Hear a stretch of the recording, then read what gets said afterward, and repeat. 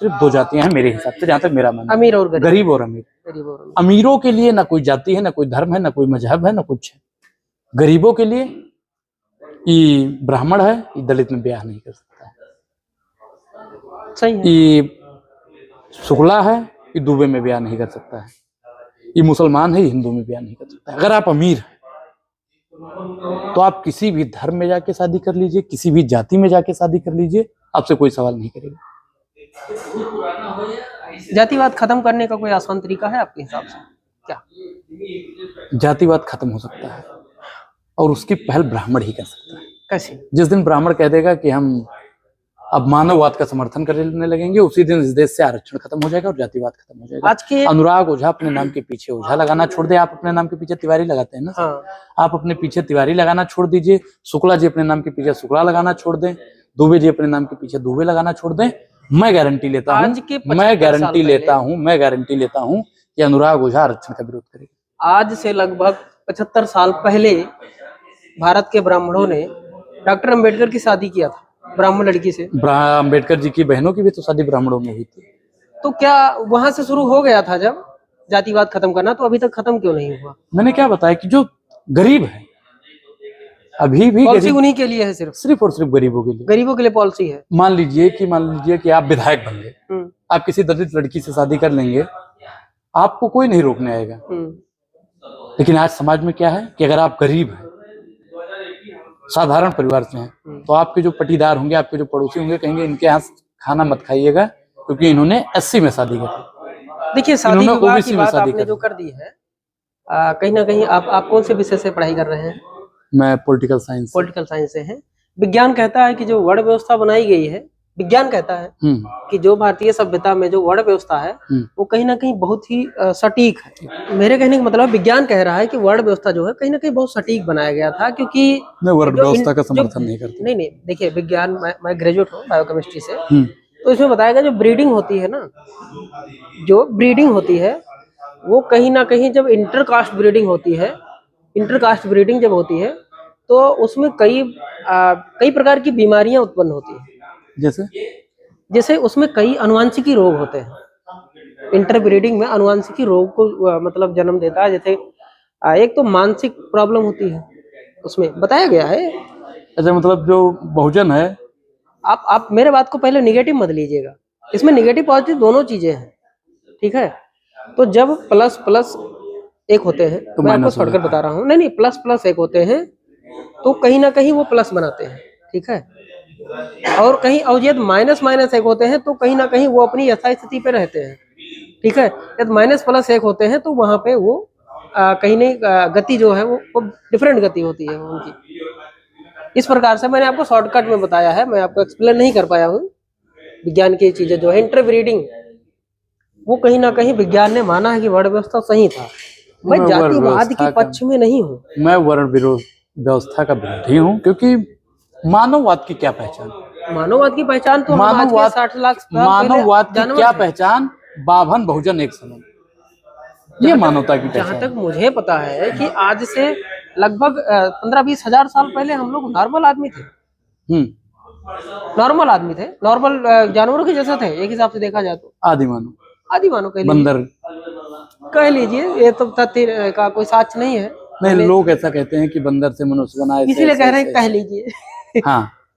तो मेरा मानना है कि वर्ण व्यवस्था बहुत बाद में बनाई गई है और उसको सोच समझ के बनाया गया है। नहीं, जब तक जातिवाद नहीं खत्म होगा, जातिवाद जिस दिन खत्म होगा उसी दिन इस देश में समानता आएगी, बंधुता आएगी, भाईचारा आएगा। जातिवाद खत्म होना बहुत जरूरी है। और जातिवाद खत्म कैसे होगा? जब तक हम लोग अपने नाम के पीछे का टाइटल खत्म नहीं। आपका उत्तर प्रदेश का फेवरेट नेता कौन है? जी, उत्तर प्रदेश का सबसे राजनेता तो आप भी हैं। राजनेता नहीं, मैं नेता नहीं हूँ भाई। नेता का मतलब होता है जो जिसके अनुयायी हो, जिसकी बातों को लोग समझ सके।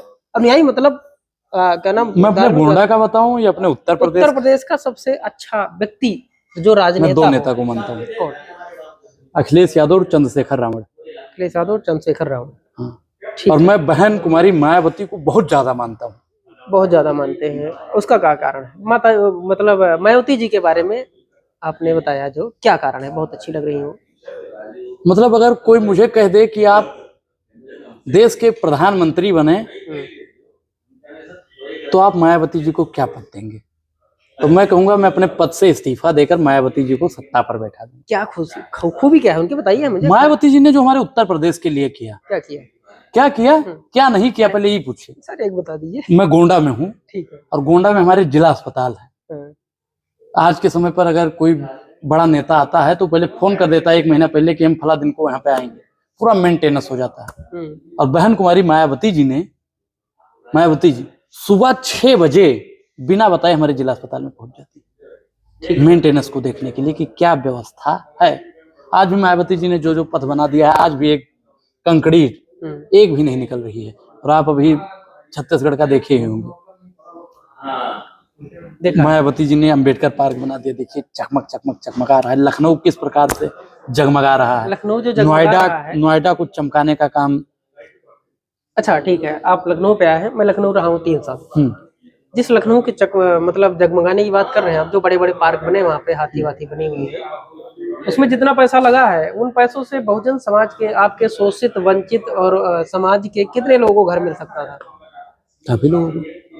शहीद पथ के नीचे झुग्गियों में रहने वाले अधिकांश लोग शोषित वंचित, आप लोगों के दिए गए नाम है, शोषित वंचित लोग रह रहे हैं। क्या उस पार्क का जो जमीन था वहां पर एक कॉलोनी बना करके उनको दिया जा सकता था? नहीं, देखियो बहन जी को सोचने का विषय था, लेकिन उन्होंने जो बनाया वो वाकई में बेमिसाल था। तारीफ करने में कोई दिक्कत नहीं है, मैं भी कर देता हूँ। बहन जी ने जो किया और बहन जी जो करने वाली हैं उन पर टिप्पणी करना। और आज के समय पर एक चीज और बता दें कि बहन जी के बारे में जाके किसी बरगद से पूछेंगे ना तो वो भी बता देंगे। देखिए, विरोध और आलोचना में अंतर है, शायद आप विरोध और आलोचना में अंतर भी होता है। विरोध का मतलब हो जाता है जैसे मैं आपका विरोधी हूँ, हाँ। आलोचना का मतलब हो जाता है सिर्फ और सिर्फ पानी पी के आपकी विरोधी नहीं। आलोचना का मतलब होता है, आपने उल्टा शायद कह दिया है मेरे हिसाब से। विरोध का मतलब होता है रूढ़िवाद, मतलब इसका विरोध करना है, चाहे ये सही हो या गलत हो, जैसे लोकसभा में होता है या विधानसभा में होता है। और आलोचना वो है जो आपके कामों को आलोचित करे, उसको उसकी कमियां निकाले, उसको आलोचना कहते हैं। ठीक है। तो सरकार की आलोचना यदि हम करते हैं तो कहीं ना कहीं हमें सरकार विरोधी कहा जाता है। मैंने आपको शुरू में ही बताया कि अब गूंगे सिखा रहे हैं कि मुंह कितना खोला जाए। जो एक समय पर शुरू से चाटुकारिता करते हैं वो लोग आज हमको बता रहे हैं कि अब कितना बोलना है, कितना चुप रहना है, ये सब हमको वो लोग तय करेंगे। ऐसा नहीं हो सकता। एक कविता हमने पढ़ा था कि उसमें ये था कि बहुत नहीं सिर्फ 4 कौवे थे काले। जी, बहुत नहीं सिर्फ 4 कौवे थे काले। और पूरी लाइन मुझे याद नहीं आ रही है, पर ये जो आपने बोला है ना, इस पर बहुत सटीक बैठता है। उसमें ये कविता का पंक्ति यही है, पहली पंक्ति, बहुत नहीं सिर्फ 4 कौवे थे काले। आप चेक कर लेना इसको। उसका सारांश ये है कि उन कौवों ने पूरी लॉबी पे कब्जा कर लिया था। उनके समाज के, उनके पंछी समाज या जंगल में पूरा उनका कब्जा था। वो कहते थे बाकी पक्षियां मेरी तरह से काव काव करेंगे, जिस प्रकार से हम उड़ते हैं ऐसे वो भी उड़ेंगे। आपने जहाँ निशाना साधा मैं समझ गया हूँ, ठीक है, कि वो आदमी कौवा है। 4 कौवा आपने सही बताया। हाँ। एक वो और 2 बड़े उद्योगपति। ठीक है। 4 कौवे हैं जो बुलवाएंगे। बहुत नहीं सिर्फ 4 कौवे थे काले। हाँ। नहीं, ये उस समय जिसने लिखा था आज के समय के लिए ही लिखा था, बहुत परफेक्ट था। जैसे आदम गोडवी साहब ने लिखा था कि उनकी फाइलों में गांव का मौसम गुलाबी है, मगर ये आंकड़ा झूठा है, दावा किताबी। यही बात अभी जो छत्तीसगढ़ वाली घटना आपको बताया था कुछ दिन पहले, जो उसने वीडियो बनाया था उस रोड भ्रष्टाचार का, यही लाइन बोला था उसने।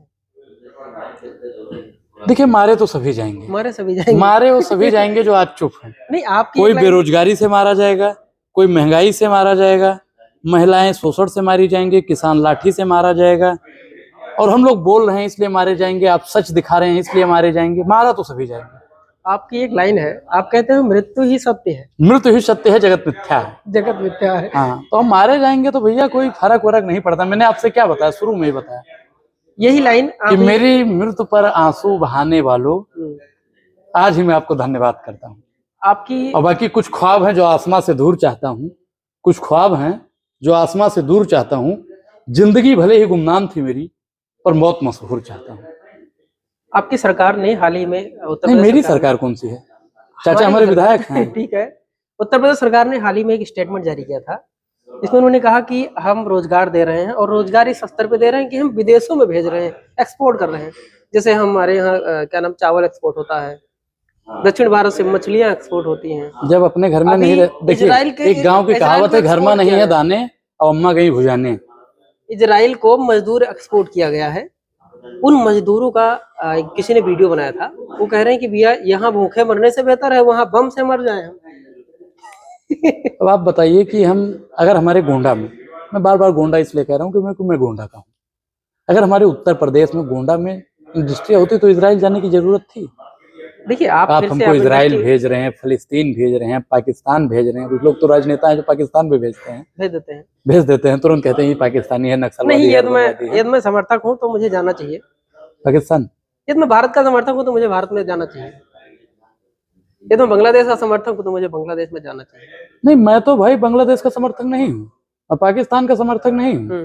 फिर तो आप मैं अपने देश का, लेकिन जो कुछ लोग हैं वो भेजने का नहीं, काम उनको जाना चाहिए। मैं तो उनसे कहता हूँ कि रसिया हमको भेज दीजिए, जितना जमीन हमारी यहाँ पे है अमेरिका में उतना जमीन हमको दे दीजिएगा। आप समर्थक हैं? ठंडी बहुत होती है वहाँ पे। कितना ठंडी हो वो सब छोड़ दीजिए। जो हमको पाकिस्तान भेजने की बात करते हैं, कुछ लोग लिख देते हैं कि इनको तो पाकिस्तान जाना चाहिए। तो जो पाकिस्तान हमको भेजते हैं वो रसिया हमको कहीं नहीं भेजते। अच्छा, आपने बहुत अच्छा टॉपिक उठाया है पाकिस्तान का, पाकिस्तान समर्थक का। हाँ। इसमें मैं पाकिस्तानी हिंदुओं से मिलके आया हूँ। ऐसे मैं भाई पाकिस्तान के ना हिंदुओं का समर्थन करता हूँ ना मैं मुसलमानों का समर्थन करता हूँ। मैं किसी को, मैं पाकिस्तान का घोर विरोधी था, हूँ और रहूंगा। मैं उस पर कोई टीका टिप्पणी नहीं करना चाहता हूँ क्योंकि मैं अपने देश के मुद्दों पर विचारधारा की बात कर रहे हैं ना, पाकिस्तान की कौन सी विचारधारा है? नहीं, पाकिस्तान से अच्छा हमारे गांव की विचारधारा है। पाकिस्तान कौन है हमारे देश में? मैं एक चीज बताऊं, जितना युवा हमारा बेरोजगार अगर मुद्दे तो पाकिस्तान भेज जाए। आप कहीं ना कहीं आप उस लॉबी का समर्थन कर रहे हैं। मैं किसी लॉबी का ऐसे समर्थन नहीं करता हूं जो पाकिस्तान का समर्थन करता है। मैं ऐसी किसी भी लॉबी का समर्थन नहीं करता हूं। आपका स्टेटमेंट है, आगे से ध्यान रखेंगे। हाँ बिल्कुल, मैं किसी भी ऐसे लोगों का समर्थन नहीं करता हूँ जो पाकिस्तान को समर्थन करता हूँ। ठीक है, अच्छी बात है। मैं आपका स्टेटमेंट मानूंगा। आगे से आपसे ऐसा सवाल नहीं करेंगे। लेकिन मैं आपको एक सूचना दे दूं, जानकारी दे दूं कि मैंने मतलब पाकिस्तान से आए पीड़ित हिंदुओं से मैं मिला हूं जैसलमेर में जाके। वहां पर उनको रखने की व्यवस्था दी गई है सरकार द्वारा। तो उनसे हमने जानने का प्रयास किया है। तो उन्होंने अपनी पूरी अपबीती बताई है, क्या क्या होता है वहाँ पे। देखिए मैंने क्या कहा, मैं ना वहाँ के हिंदुओं के पक्ष में हूँ ना वहाँ के मैं मुसलमानों के पक्ष में। बांग्लादेश में भी हो रहा है, हिंदुओं पर अत्याचार हो रहा है, वो गलत है, गलत है। सरकार को एक कठोर नियम लेना चाहिए। एक समय था कि आयरन लेडी श्रीमती स्वर्गीय श्री इंदिरा गांधी जी ने 1 मिनट में 2 टुकड़े कर दिए थे। आज की सरकार को भी चाहिए, कोई उनको रोक नहीं रहा है। नरेंद्र मोदी जी पहल करें, अनुराग ओझा सबसे पहले आगे जाएगा। चले नरेंद्र मोदी जी, अनुराग ओझा जाएगा और हमारे यहाँ पे जितने लोग हैं गोंडा के सब लोग जाएंगे। हम लोग तो चाहते हैं कि वहां के बांग्लादेश के हिंदुओं पर अत्याचार ना हो, बांग्लादेश के मुसलमानों पर अत्याचार ना हो, किसी के ऊपर भी। हम लोग वासुदेव कुटुंबकम की बात करते हैं, वासुदेव कुटुंबकम की बात करते हैं। आपके फेवरेट नेता के बारे में पूछा था हमने, जैसे हमारे में क्या कहा जाता, धर्म की जय हो, अधर्म का नाश हो और विश्व का कल्याण हो। ये सिर्फ और सिर्फ हमारे सनातन धर्म में है कि विश्व का कल्याण हो। और विश्व में बांग्लादेश भी आता है और भी तमाम देश आते हैं। और मैं कहता हूँ विश्व का कल्याण, लेकिन मैं किसी का समर्थक नहीं हूँ। पर आप मैं सिर्फ और सिर्फ भारत का समर्थक। आप जिस राजनेता को अपना फेवरेट नेता कहते हैं वो तो इसके खिलाफ है। किसके? उन्होंने तो एक शब्द नहीं बोला है बांग्लादेश में मर रहे हिंदुओं के लिए। नहीं, वो बोले ना बोले हम नहीं जानते। नहीं, चुप्पी भी एक संदेश होता है। मैंने क्या बताया कि हम लोग, भाई देखिए भारत की इतनी समस्या है। जब बांग्लादेश पे अत्याचार हो रहा था, मैंने एक वीडियो डाला था, मिलियन में वो भी चला था, कि कुछ लोग मुझे दोगला कह रहे हैं क्योंकि मैं बांग्लादेश की समस्याओं पर बात नहीं कर रहा हूँ। अब आप बताइए कि मैं अपने देश की समस्याओं पर बात करूं या बांग्लादेश की समस्याओं पर बात करूं? मैं अपने देश की समस्याओं पर बात करता हूं। वहां पर जो हो रहा है उसके लिए खेद है। राजनीतिक महत्वाकांक्षा लेकर के वहां की बिल्कुल नरेंद्र मोदी जी को एक कदम उठाना चाहिए। वहां की स्थिति पर यहाँ पे राजनीति हो रहा है, वहां की कुछ लोग कर रहे हैं, आप बच रहे हैं। मैं तो भाई, मैंने क्या बताया कि मैं अपने देश की समस्याओं पर बात करूंगा।